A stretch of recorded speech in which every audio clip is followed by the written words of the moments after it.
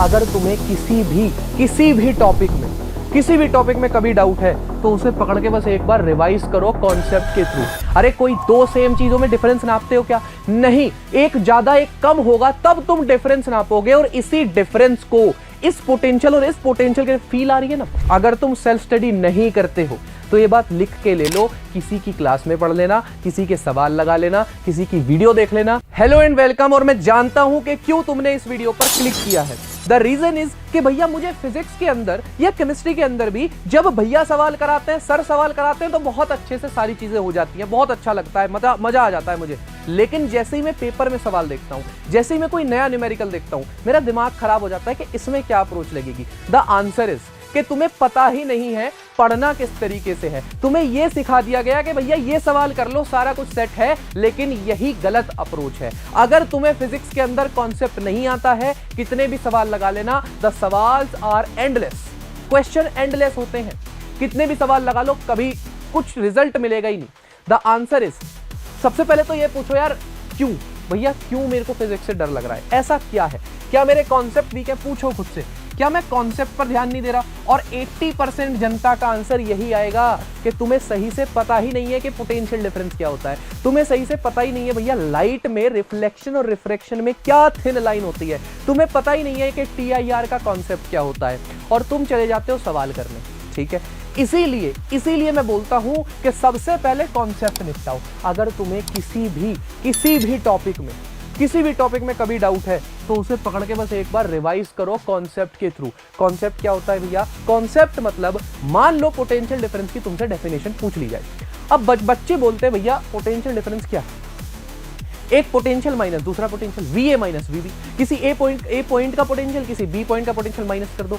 भाई साहब, what is actual potential difference? दिमाग में छवि बिठाओ कि पोटेंशियल डिफरेंस यानी एक हायर पोटेंशियल होगा, एक लोअर पोटेंशियल होगा, तभी वहां डिफरेंस की बात करना जायज है। अरे कोई दो सेम चीजों में डिफरेंस नापते हो क्या? नहीं, एक ज्यादा एक कम होगा तब तुम डिफरेंस नापोगे, और इसी डिफरेंस को इस पोटेंशियल और इस पोटेंशियल के फील आ रही है ना, समझ आ रहा है ना? एक पानी की टंकी से पानी नीचे आ रहा है, क्या कभी नीचे से ऊपर पानी जा सकता है बिना एनर्जी के? नहीं। तो ये बहुत सारे ब्रेनस्टॉर्मिंग तुम करोगे जब कॉन्सेप्ट पर ध्यान देना शुरू करोगे। तो बहुत इंपॉर्टेंट, आज की वीडियो से ना जो भी चीजें सीखो उसको लिखना। क्या तुम कॉन्सेप्ट पर ध्यान देते हो? मुझे कमेंट में बताना।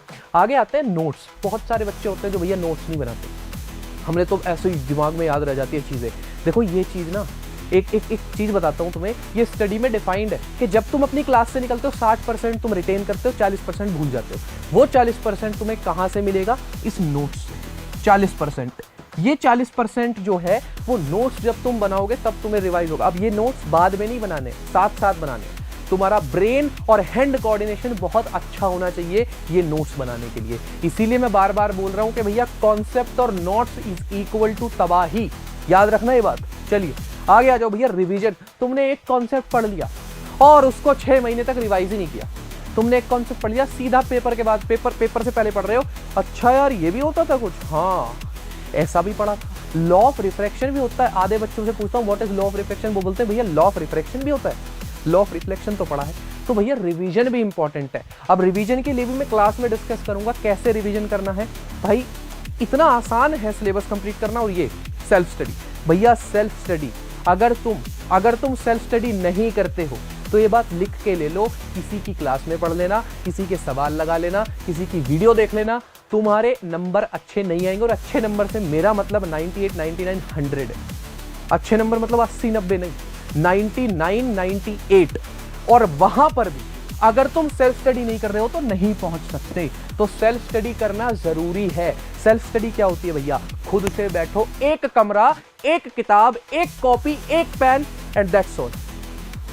यही है सेल्फ स्टडी। तो इसीलिए मैं बोल रहा हूं कि बिना मोबाइल के, बिना टीचर के, बिना लेक्चर के, बिना वीडियो के अगर तुम कुछ भी लिख पा रहे हो, कुछ भी समझ पा रहे हो, that is the power of self study. ठीक है, तो तुम्हें क्या करना है भैया? सेल्फ स्टडी करनी है। आगे भैया प्रैक्टिस, ये बात हम सबको पता है और ये बात जीवन भर से सुनते हुए आ रहे हैं, practice make a man perfect, practice make a man perfect. अमल कोई नहीं करता, अमल कोई करना नहीं चाहता, practice make a man perfect. ये तो स्कूल्स में कितनी बार असेंबली में सुन लिया होगा तुमने। लेकिन इसको अमल नहीं करेगा कोई। आज जो सवाल किया उसको देखना ही नहीं है जब तक बोर्ड नहीं आ जाता। तो प्रैक्टिस करते रहो। ये टारगेट बना लो कि मैं एक वीक के अंदर इतने नंबर ऑफ सवाल करूंगा, और ये डिपेंड करता है बच्चों पर भैया।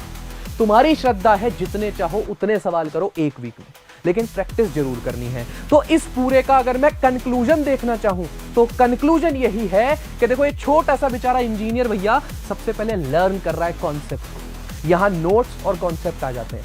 उसके बाद अपने कॉन्सेप्ट को रिवाइज करता है, क्लास में जाने से पहले रिवाइज कर रहा है ये चीजों को, समझे, रिवाइज करता है। और फिर भैया प्रैक्टिस करता है कि कहीं ये जो मैंने सीखा है, घर बनाना सीखा है, इसका कुछ काम भी है, इस घर बनाने का कुछ काम भी है। ये जो मैंने सीखा है, पत्थर ऐसे पत्थर लगाने हैं, ऐसी मिट्टी लगानी है, ऐसा रेत लगाना, क्या इसका कुछ काम भी है? प्रैक्टिस करनी है। तुम्हें ये कोई नहीं बताएगा, सिर्फ बोलेंगे भैया ये सवाल कर लो, वो सवाल। अरे तुम इन सवालों को कर कैसे लोगे, पहले ये बताओ। तुम्हें मैं आज आके एक सवाल करा के दे दूं तो तुम बहुत बड़ी आसानी से सॉल्व करोगे, लेकिन अगर कोई नया सवाल तुम्हारे सामने आ गया तो कॉन्सेप्ट लर्न करना है, रिवाइज करना है, और उसके बाद प्रैक्टिस करना है। 3 स्टेप प्रोसेस। आई होप आज की बातें तुम्हें अच्छी लगी होंगी। मैं कह रहा हूं फिजिक्स का जो डर है उसे खत्म करने का सिर्फ एक ही तरीका है, लर्न, रिवाइज, प्रैक्टिस। खत्म, बस। और कमेंट बॉक्स में आज मेरे को लिख के जाना कितने बच्चे तैयार हैं इस 3 स्टेप प्रोसेस को करने के लिए। और अगर कोई दिक्कत परेशानी है, कोई भी प्रॉब्लम है भैया, न्यूमेरिकल नहीं हो रहे, कुछ भी नहीं हो रहा, कमेंट बॉक्स में डालो, मैं तुम्हारी उस प्रॉब्लम का सॉल्यूशन दूंगा। तब तक के लिए thank you very much. Till then keep learning, keep hustling. Thank you.